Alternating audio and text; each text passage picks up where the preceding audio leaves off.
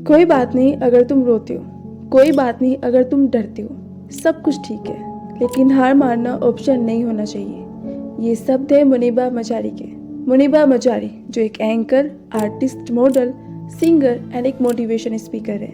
लेकिन ये सब कुछ तो वो अब है ना। कुछ साल पहले तक तो एक साधारण सी लड़की थी, एक ऐसी लड़की जिसकी लाइफ को एक दुर्घटना ने पूरी तरह से बदल कर रख दिया। इनकी स्टोरी को जानने के बाद में, इनकी स्पीच को सुनने के बाद में मुझे बस यही लगा कि कोई इंसान इतने दर्द के बाद भी कैसे आगे बढ़ सकता है एंड कैसे इतना सफल हो सकता है। सच को तो इनकी स्टोरी को जानने के बाद में मुझे अपनी प्रॉब्लम्स बहुत छोटी लगने लगी। इसलिए अपनी आज की इस वीडियो में मैं इनकी स्टोरी आपके साथ शेयर करने वाली हूँ, इन्हीं के शब्दों में।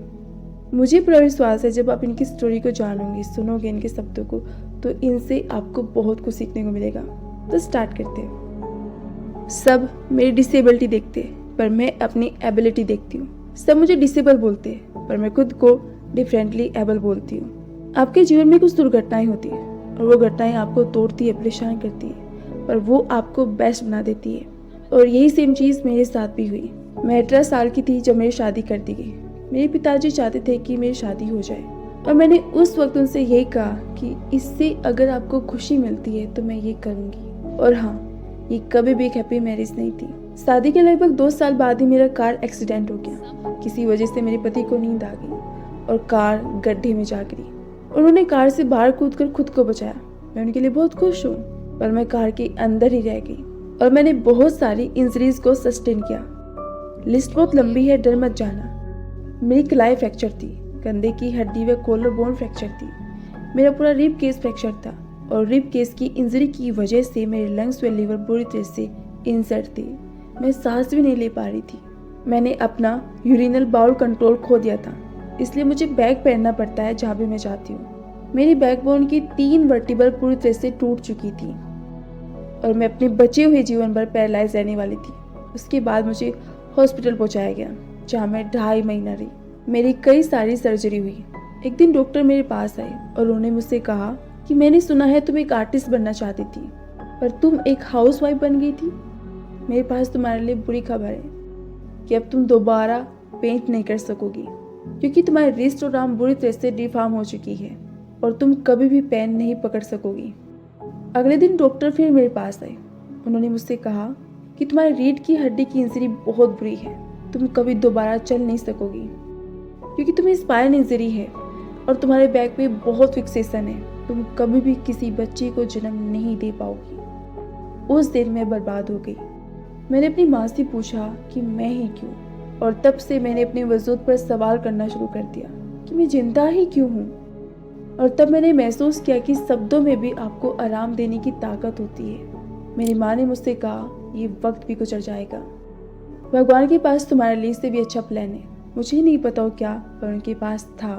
और सभी परेशानी और दुख के बीच ये शब्द इतने जादुई थे कि इन्होंने मुझे चलते रहने का साहस दिया। एक दिन मैंने अपने भाई से कहा कि मैं जानती हूँ कि मेरे हाथ डिफॉर्म है, पर मैं हॉस्पिटल की इन दीवारों को देखकर थक चुकी हूँ। सफ़ेद कपड़ों को पहनते पहनते थक चुकी हूँ। मैं कुछ करना चाहती हूँ। मुझे कुछ कलर्स दो, मुझे छोटा सा कैनवास दो, मैं पेंट करना चाहती हूँ। तो उसके बाद पहली पेंटिंग मैंने जो बनाई थी वो थी ऑन माई डेथ बेड, जहाँ पर मैंने पहली बार पेंट किया। वो केवल आर्ट का एक पीस या फिर मेरा फैशन नहीं था, वो मेरी थेरेपी थी। और उसके बाद मैं डिस्चार्ज हुई और घर वापस गई। और जब मैं घर गई तब मैंने रियलाइज़ किया कि मेरे पीछे शरीर में बहुत सारे अल्सर्स हो गए एंड मैं बैठ भी नहीं सकती। मेरे पूरे शरीर पर कई सारे इन्फेक्शंस थे, कई सारी एलर्जीज थी। डॉक्टर चाहते थे कि मैं बेड पर सीधा सीधा लेटूं। 6 महीने के लिए नहीं, 1 साल के लिए भी नहीं, पूरे 2 साल में बेड पर लेटी रही, उसी एक कमरे में बंद, खिड़कियों से बाहर दिखती हुई चिड़ियों की आवाज़ को सुनते हुए और ये सोचते हुए कि एक दिन ऐसा वक्त आएगा जब मैं बाहर जाऊंगी, अपने परिवार के साथ खूब मस्ती करूंगी। ये वो वक्त था जब मैंने रियलाइज़ किया कि लोग कितने किस्मत वाले होते हैं। उस समय मैंने महसूस किया कि जब मैं बैठना शुरू कर दूंगी तब मैं दर्द सबको बताऊंगी, उन्हें महसूस कराने के लिए कि वे कितने किस्मत वाले हैं, और वे खुद को लकी मानते ही नहीं। उस दिन मैंने डिसाइड किया कि मैं अपने डर से लड़ने वाली हूँ। सभी के अपने डर होते हैं, अनजाना डर, लोगों को खोने का डर, स्वास्थ्य या पैसा खोने का डर। हम अपने करियर में आगे बढ़ना चाहते हैं, पैसा कमाना चाहते हैं, प्रसिद्ध होना चाहते हैं। हम हर वक्त डर में होते हैं। तो मैंने लिखना शुरू किया। एक एक करके उन सभी डर को, और मैंने डिसाइड किया कि मैं इन सभी डर से बाहर निकल कर आऊँगी। आपको पता है मेरा सबसे बड़ा डर कौन सा था? डिवोर्स। मैं उस इंसान के पीछे पड़ी थी जो मेरे साथ रहना ही नहीं चाहता था, पर मैंने कहा नहीं, मुझे इस रिश्ते को चलाना ही होगा। पर वो दिन जिस दिन मैंने डिसाइड किया कि केवल मेरा डर है और कुछ नहीं, मैंने खुद को अकेला कर लिया और उसे फ्री कर दिया।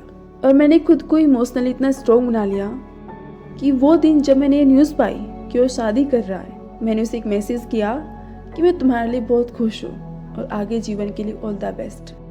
और वो जानता है कि आज भी मैं उसके लिए दुआएं मांगती हूँ। मेरा दूसरा डर था कि मैं कब भी माँ नहीं बन सकूंगी, और यह मेरे लिए दुख भरा था।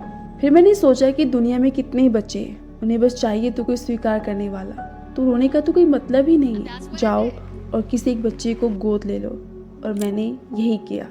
लोग सोचते हैं कि उन्हें कोई स्वीकार नहीं करेगा क्योंकि हम एक ऐसे परफेक्ट पीपल के संसार में इम्परफेक्ट है। तो मैंने डिसाइड किया कि इसकी जागरूकता के लिए एनजीओ खोलने की बजाय, जो मुझे पता है कि कभी किसी की मदद नहीं करेगा, मैं लोगों के सामने ज़्यादा आने लगी और मैंने पेंट करना शुरू कर दिया। मैंने निश्चय किया कि मैं पाकिस्तान नेशनल टीम में एज एन एंकर काम करूंगी, और मैं कई सारे शो कर रही हूँ पिछले 3 सालों से। मैं नेशनल गुडविल एम्बेसडर बन गई UN वुमेन पाकिस्तान के लिए, और अब मैं महिला और बच्चों के अधिकारों के लिए बोलती हूँ।